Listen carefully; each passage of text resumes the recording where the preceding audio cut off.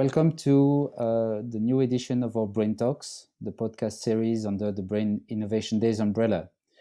With an overarching theme on disrupt and rewire how brain innovation is changing Europe, our Brain Innovation Days aim to bring together key opinion leaders, stakeholders from the ever-growing brain innovation ecosystem that creates synergies and showcase the importance of brain innovation and how one innovation at a time, this is changing Europe and the world. In this Brain Talk, we look ahead to our Brain Innovation Days digital session of January 2021.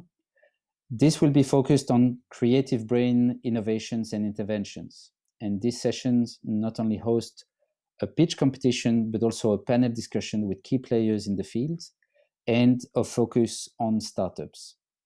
As the panel will be an interactive discussion, each startup will have their own dedicated podcast to introduce us to their company, their work, and their stories. And today we are very glad to have with us Kim Baden-Kristensen, co-founder and CEO of Brain Plus, an award-winning Danish health tech company specialized in digital therapeutics that exercise and rehabilitate brain function and improve mental cognition and mental health. Kim, welcome. It's a pleasure to have you with us. Can you tell us a little bit more about what Brain Plus actually is in a bit more detail? Yeah, sure. I mean, we're a Copenhagen-based company, so out of Denmark, and what we specialize in is to create digital therapeutics in the form primarily of patient apps for different brain disorders. And then we have a clinician web app for clinicians who are working with these patients. And what we do is we look for evidence-based methods that we digitize, or for completely novel mechanisms of action that can actually positively influence patient health outcomes. And we gamify those, we digitize them, we make them scalable and affordable so people can use them on a smartphone or a tablet. And then we validate them in clinical trials. So we generally co-develop all our products with academics, scientists, and clinicians, and also with patient organizations. So that's kind of the short version. Yeah. The elevator pitch. And yourself, I mean, what I wanted to ask your personal background and how actually you came about having the idea of creating Brain Plus. Yeah, maybe a bit unusually, I'm not a medical person by background, which a lot of health tech startup founders are. My background is in business, so I have a master's in business administration and innovation from the Copenhagen Business School. But and I worked many years in management consulting and as a vice president of one of the largest, actually the world's largest wind energy company. But I always wanted to do something for myself that had a big impact on humans. And I've always been very interested in how we develop as human beings. And I discovered neuroplasticity about 10 years ago, the brain's ability to constantly change throughout life and how you could use computer-based exercises for that. And I used to be a big gamer when I was a teenager. So I could really understand, how can you use this for the good? So I thought, wow, this is interesting.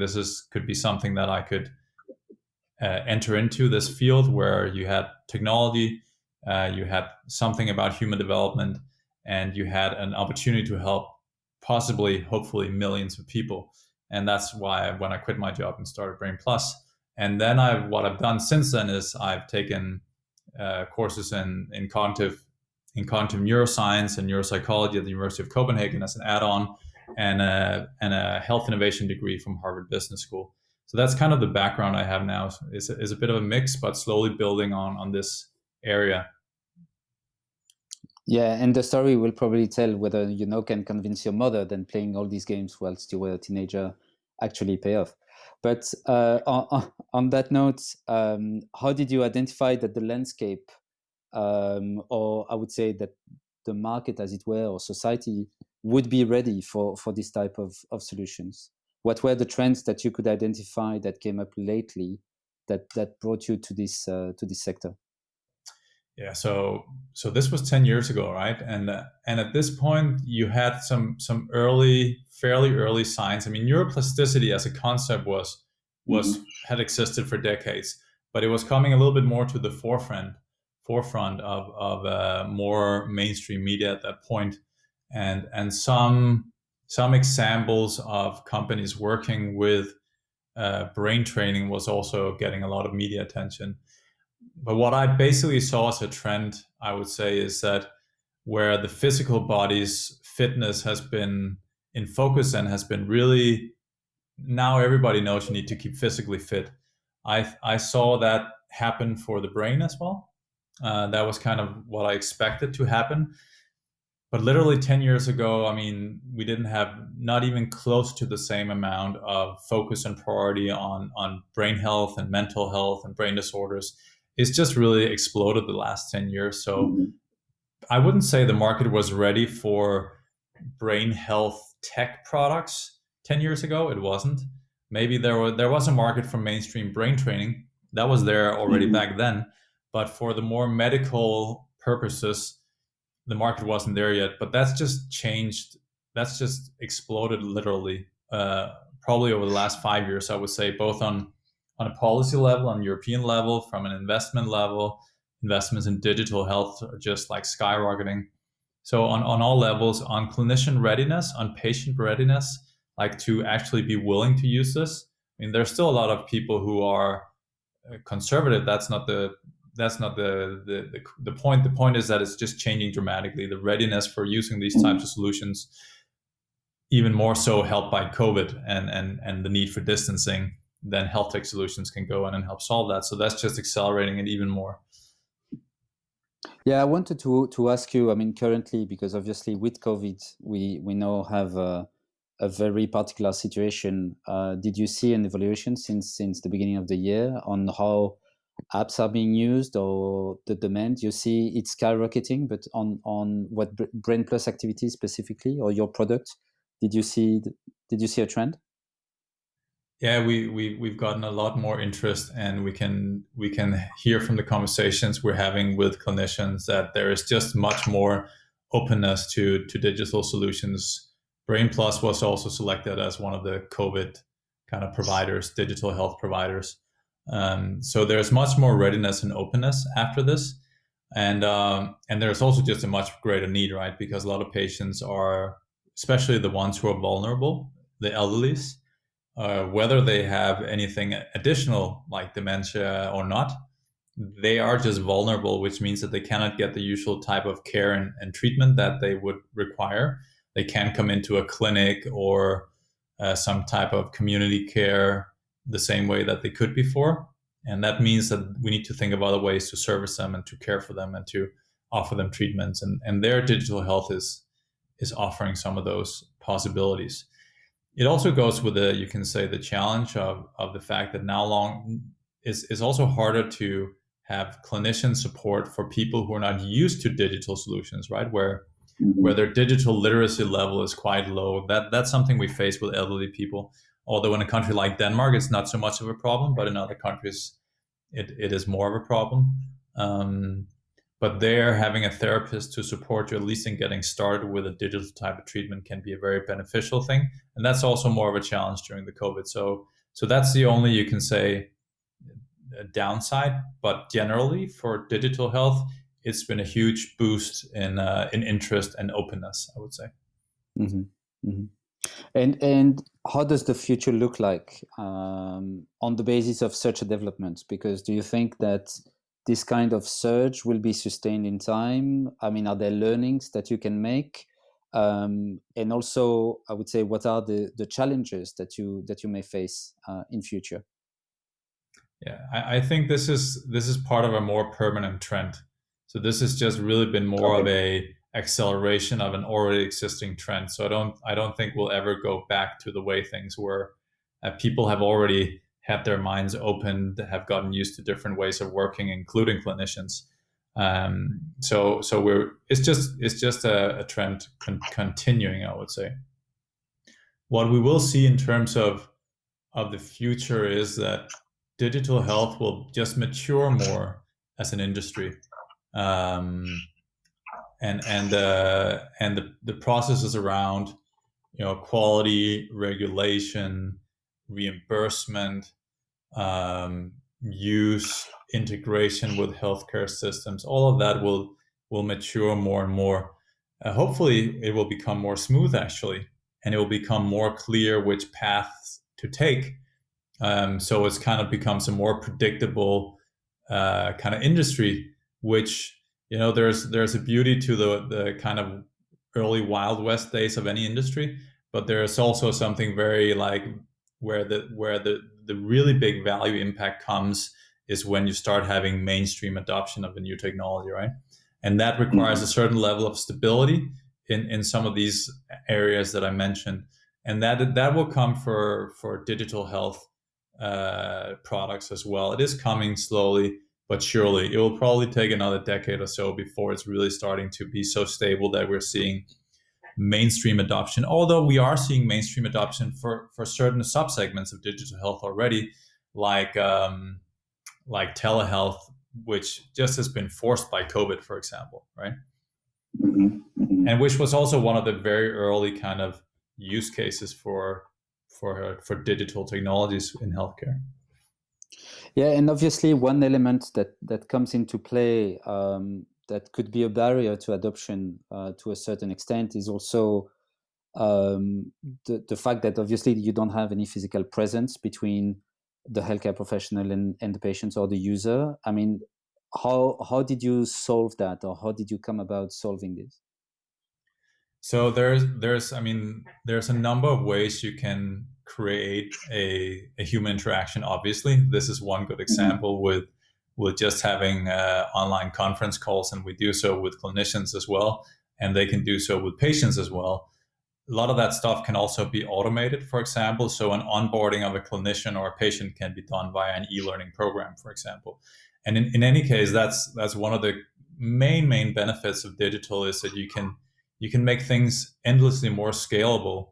Now, that said, I really am a strong believer and proponent of having a human element in any healthcare situation, whether that's just the simple from a motivational perspective.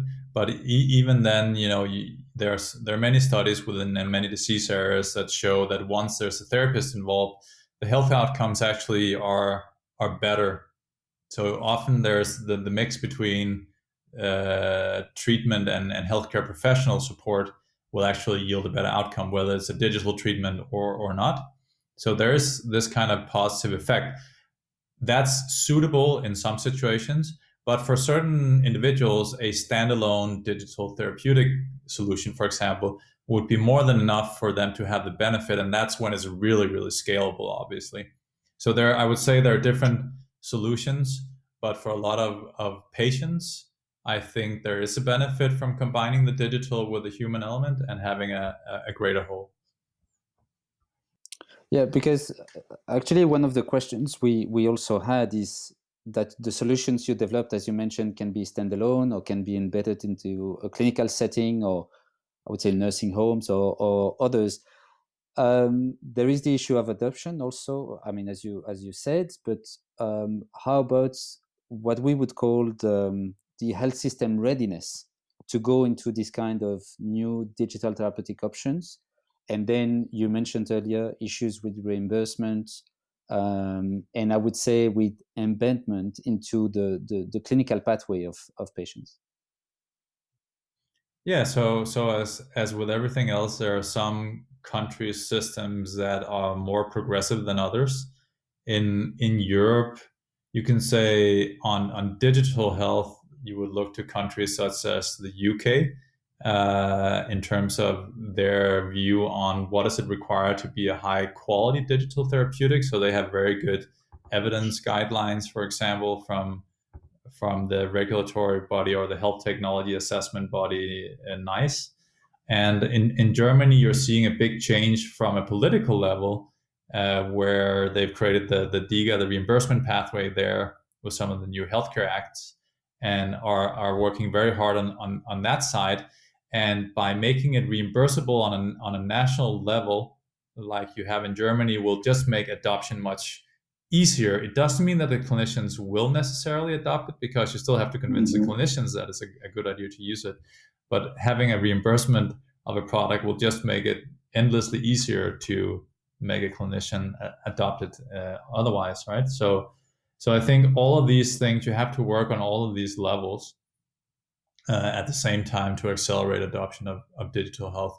And the same thing goes for generally for healthcare payers in other countries that are different from the European countries, like the US, for example. There, you're slowly seeing the health insurance companies waking up to this and being more open to it, and so forth. And maybe 10 years from now, as I said, it'll be completely normal and completely accepted, and there will be so many, both in Europe and across the Atlantic and other places in the world, because there is now so much evidence-based, regulated digital healthcare products that is becoming more normal, a normal part of the way you would offer treatments. And would you see an added value in having, all these dimension recognition, regulatory framework, so to say, broadly speaking, being dealt with at a European level? Would that bring value to, or would that facilitate your life, to put it this way? And anything that allows access to a larger market with the same process rather than going through many processes will just make it easier. So sure. So whether it's regulation or reimbursement, I mean, both would help. In Europe, regulation is one of the areas, at least in terms of medical device regulations, where we are centralized. But then you have additional local, national data privacy laws that you then need to comply to on top of the GDPR regulations, for example. And reimbursement is a national thing at this point in time for Europe, right? So each new country you want to go into, at least if you want to be reimbursed, you would need to go through a new reimbursement process there. And so something European there, although I think that's further out in the future for sure. That would obviously be very welcome by digital health providers. That's probably the real element of science fiction in everything we discussed. So, but another question that came to our mind was the fact that the apps and the solution, or at least the vision that you have for Brain Plus, is to create interventions in what we could define as the full circle of interventions for brain disorders, such as like prevention, early detection, treatment, rehabilitation, even.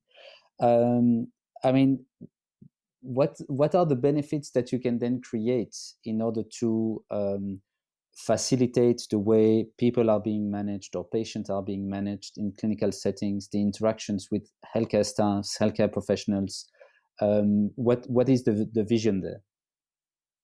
Yeah, so there are several aspects to that. I mean, one of the areas that we're working a lot with is Alzheimer's disease, both in the progressed stages where people have a dementia diagnosis, but also in the at-risk stages before they have any overt clinical symptoms.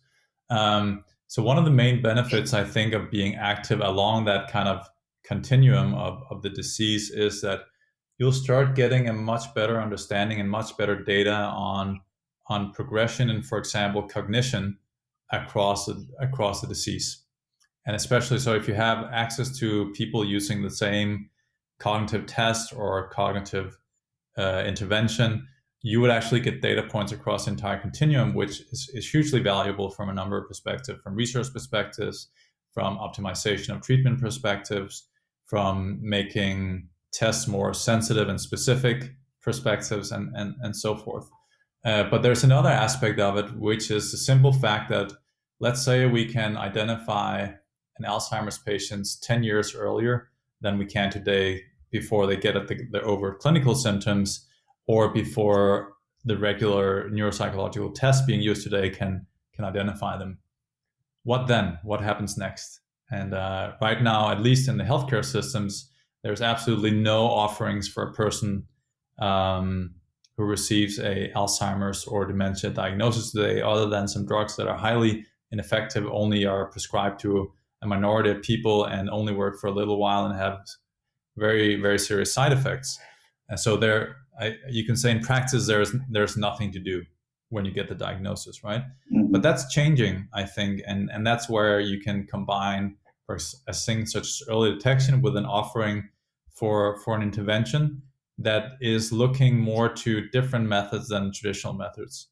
So some of the couple of areas that we're working with is lifestyle interventions. So you're looking at the risk factors for developing the brain disease if you're in an at-risk segment, or if you are identified very early, you can also actually go in and change lifestyle, which could potentially slow down the progression of the disease. And at the risk of some people being perhaps thinking we're talking science fiction again, there are actually those who have worked with and have who believe that you can actually address the root cause of the disease through lifestyle interventions. At which point, if you can address the root cause, you could potentially change the disease trajectory or even reverse it, right? So that's more in this realm of science fiction, but perhaps not as science fiction as some people think. Then you have actually already evidence-based method like cognitive stimulation therapy, which is a psychosocial a method invented in the UK by the University College of London by a professor called Amy Spector and a few of her colleagues. I'm not going to mention all of them here right now, but this is a method that actually improves cognition in people who already have a dementia diagnosis, usually at the mild stages.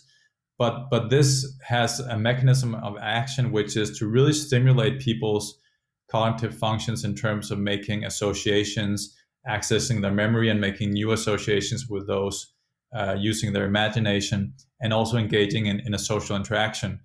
And when you do that in a systematic way, following certain principles, you actually see, and this is proven in clinical trials many times, that you move them in cognitively. You can actually improve their cognition on something called the mini mental state examination, which is a standard tool that is being used a lot of places to see whether people are exhibiting cognitive symptoms of cognitive decline or potentially dementia.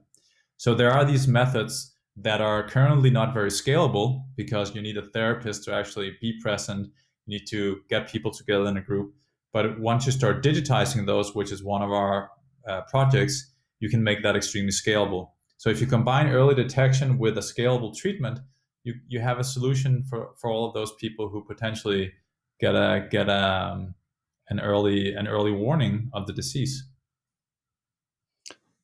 I'm tempted to ask you, because you alluded to the traditional methods of treatment, and we know the limits, obviously, of drug development, etc. You mentioned Alzheimer.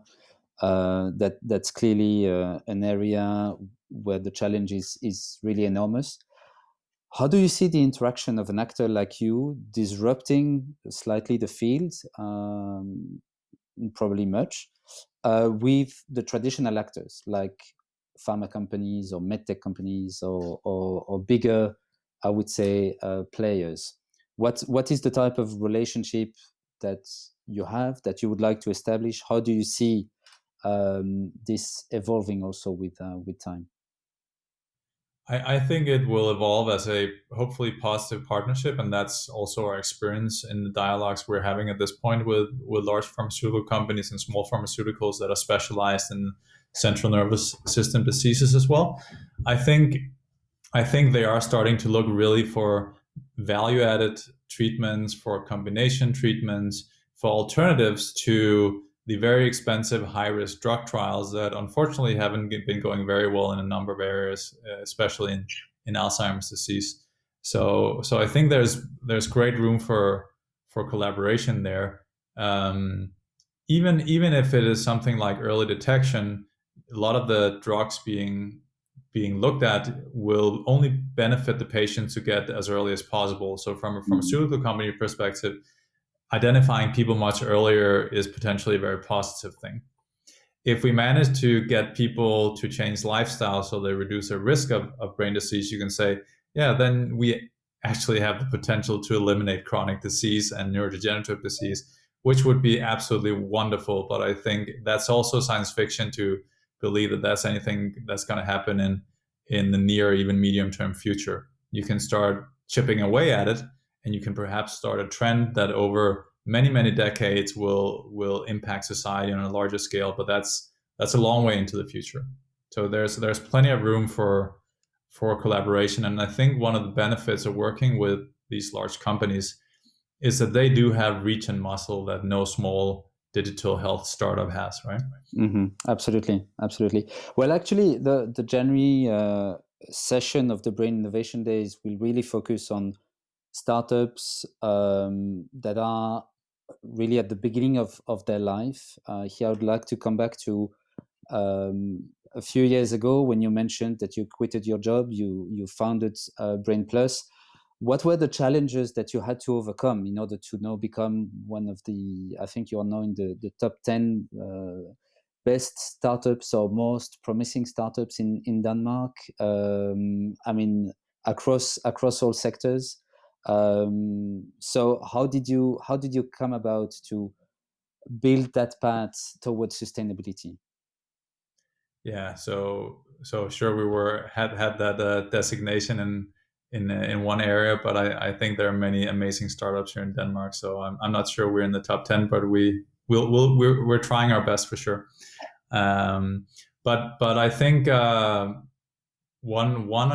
are so many learnings to be had as a startup. For us, being of a non-medical background, we had to learn kind of how to interact with academics and clinicians, which just live in a different world and have a different mindset. And over the years, we learned how to do that, and I think we're getting fairly good at it, and we can definitely improve as well, right?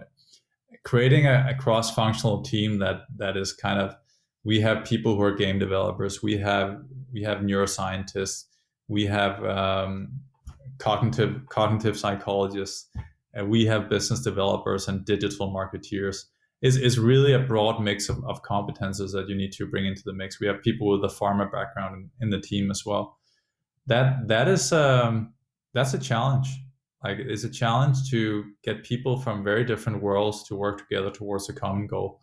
And so that has definitely been one of the things that has taken time to learn, and just to kind of wrap your head around the entire life science field, and kind of have a digital world collide with something very like a traditional biopharma world. That's a big kind of fish to swallow. But I think we've managed at this point, and now we know and have a very clear idea about where we're going and how we're going to get there, and what are the steps and what are the gaps and so forth. One of the big questions that, I mean, comes to mind every single time that we mention the life of startups in Europe is to say, would the situation be better off in the US? Is that something that you could comment about? I mean, did you ever project yourself as like, would I've created Brain Plus in the Silicon Valley 10 years ago? Where would I be now in comparison to here being set in Copenhagen? And what were maybe the pros and cons between, let's say, I would say the two markets or the two societies, which are very often, let's say, put in opposition or confronted? And would there be like pros and cons that you could identify from one compared to the other?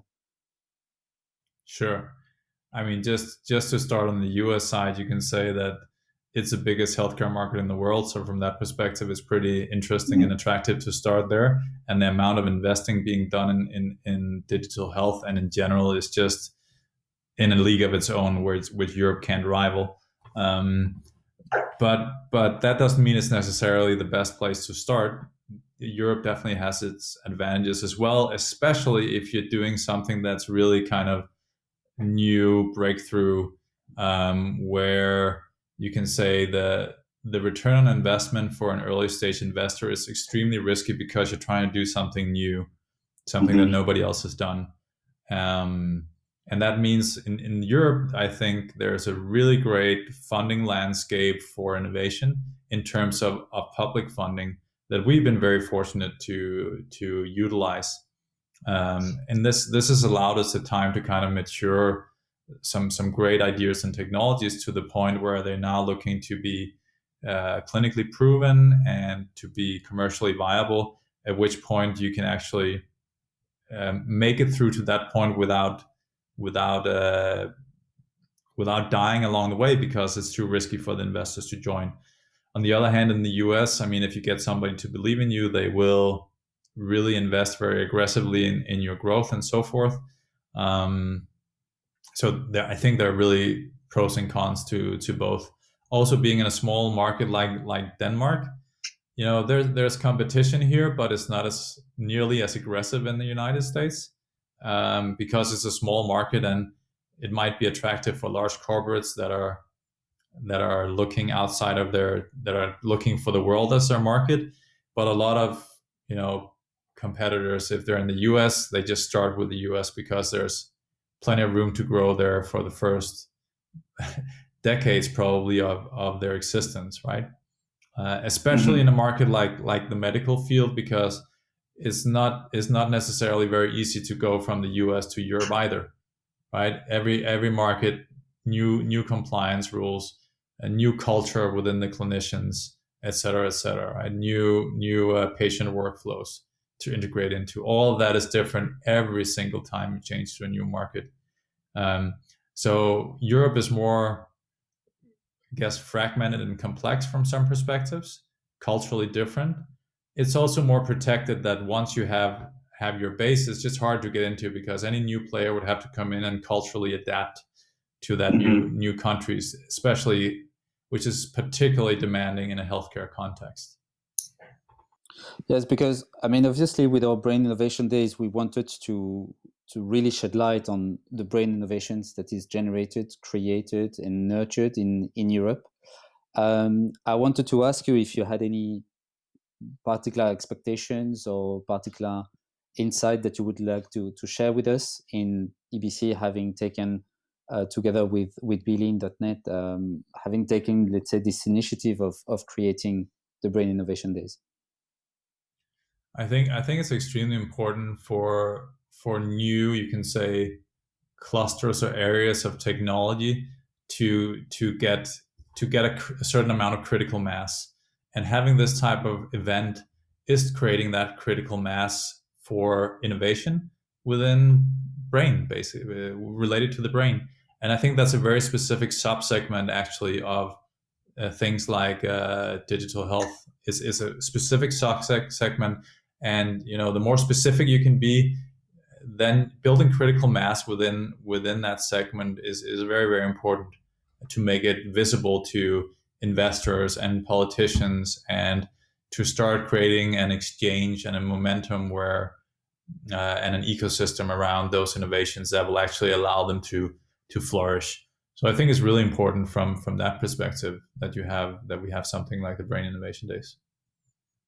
Thank you. Well, Kim, we are getting to the end of our conversation. I would like to still give you like a final word, if you'd like to share with us an insight or a personal comment before we close.